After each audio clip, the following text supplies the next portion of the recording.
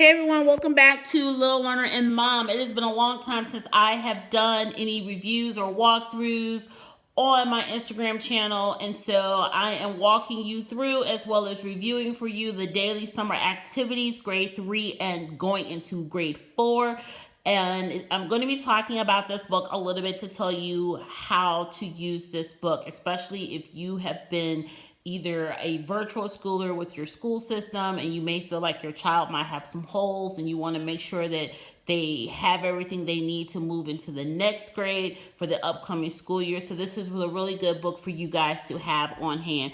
Or if you're a homeschooler like me and if you take a break during the summertime, we homeschool 365. We are a little bit lower key in the summertime, and so that is when I pull these books out to have a more low-key type of thing that we're doing during the summer, and he still gets to kind of have his summer to hang out. So in this book, it's going to be covering reading, math, spelling, and critical thinking, as well as geography. This is a 10-week book, so it will take you through the summer.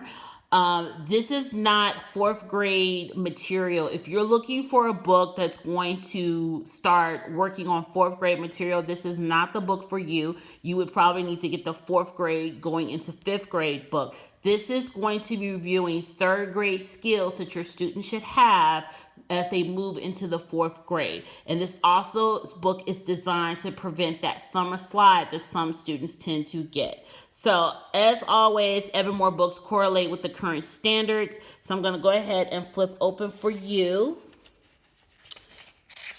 the table of contents. So it's 10 weeks. And here you have your contents of everything that you're going to be working on for those 10 weeks. So it's all color-coded. You have a multiplication table as well as a letter formation chart in the back of the book, as well as stickers. And there is an answer key as well. So you can just pull that answer key out.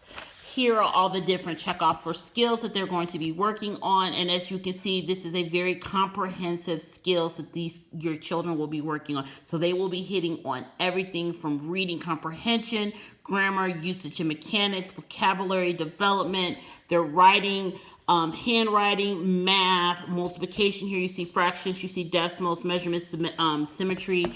You see a lot of things that your student have covered over the entire school year going to be placed in this book in a little bit of a more concise and simple manner. So it's basically cramming almost an entire school year in a fun way over a 10-week period of time. So here we have geography, we've got map reading, political maps, physical maps, and I can tell you right now, because my son did the daily geography, all of these skills that are listed here were covered in his daily geography this year book, and I will probably be doing I did a walkthrough of the daily geography grade 3 at the beginning of the school year, so check my IGTV and you will see that. But I will tell you that from knowing that my son has worked this book, all of these skills were covered in that daily geography grade 3 book, as well as in the grammar and the reading comprehension. So he has done a lot of all of the Evan-Moor books for grade 3, and all of these skills were covered in those books. So I'm glad to see that they do correlate with the Evan-Moor books, but why wouldn't they? So again, here we go. We have the reading, spell it, write it, handwriting, language bites, math time in your own words, geography, problem solving, and what happened today. So your weeks are color-coded for your kids, so you know exactly what they're working on as they go through it. And then they give you the how to use this book. So it tells you a good way to use this book with your students and how you can hold not only your student accountable, but hold yourself accountable for making sure that you are checking this book. And then they also give you some good learning excursions that you can do with your child as they work through this book. Now, my son kind of got into this book a little bit. He just kind of saw it and he wanted to jump into it. So I'm just going to go ahead and go past week 1 and jump right into week 2. So this is the way it's laid out. It's laid out the same way as week 1. He's just been kind of working in this book a little bit. So each week you have a checkoff list for you to sign to show that you look through their work and they did their work. So your students should be bringing this book to you like at the end of the week so you can sign it, give them stars, or however you would like to do it. Here are spelling words. I love that they include spelling words because spelling tends to be the first thing to go in the summer slide. Kids start forgetting how to spell words, especially if they're not writing or journaling during the summer. So I love the fact that they're doing spelling words. And to be honest with you, you can use these spelling words for your writing component. For the week, you can say, okay, using all of your spelling words, I want you to write me a story about anything you would like to write about, but you need to use at least all of the words or use at least 5 of the words in your story. So that's a good way to get some writing in component. So again, here we go. We have write about one thing you did each day. So your student will write about what they did on each day. So I would honestly think like if you were going to do this for Monday, you would actually be writing on Monday, on Tuesday, what they did on Monday, and so on and so on. And then on Friday, you can, to get that extra day, you can write that on Monday, what they did on Friday.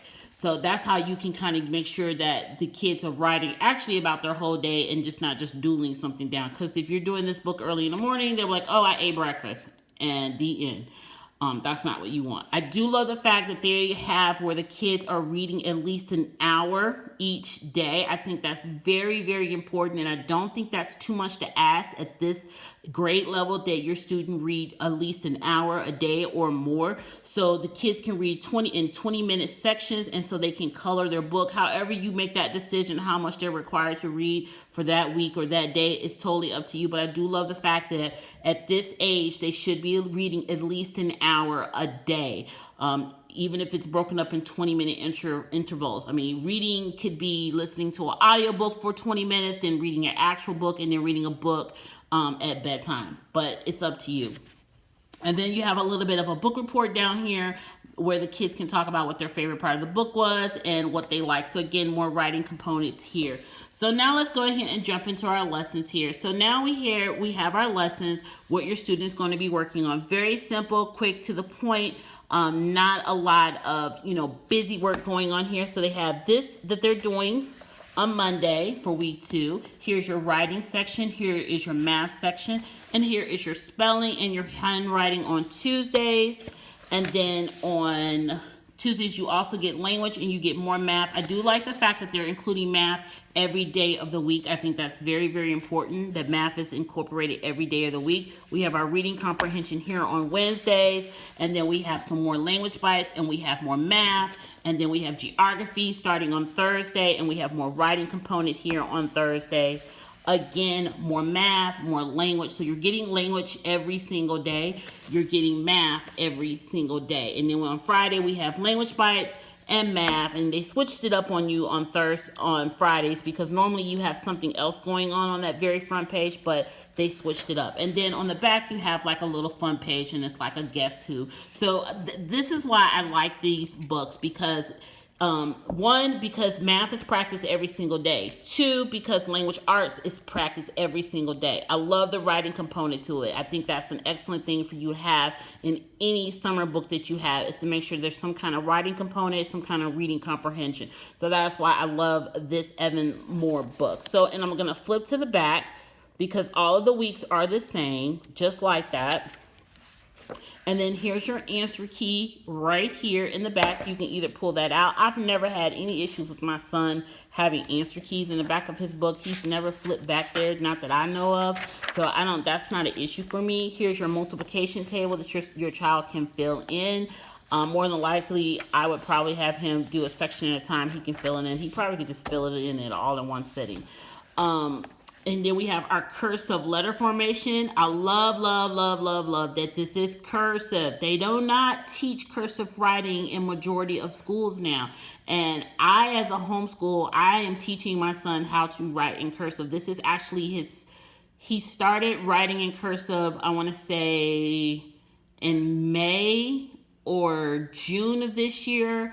I made a big mistake of getting him into the wrong writing curriculum that did not work for him, and I put him back in his original, and so now he's writing beautifully in cursive writing. He's caught up. I will be buying grade 4 book in a couple weeks for him to continue in. So I love that Evan-Moor is pushing the cursive writing.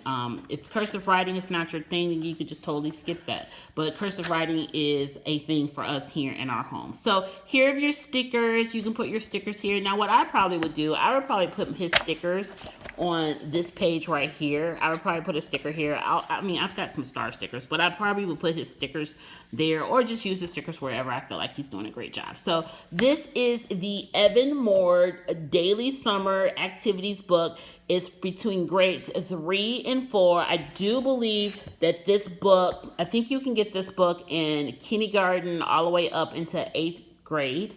I believe you can do that. If not, I will correct myself in under this IGT video, but I believe this book goes from kindergarten up into 8th grade.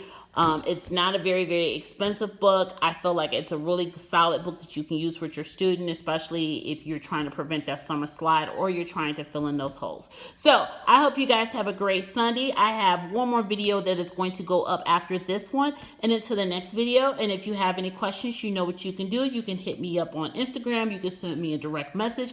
I will be putting the link to this book in my bio for you to go and check it out. So until the next time, be blessed. Have a great day. Bye.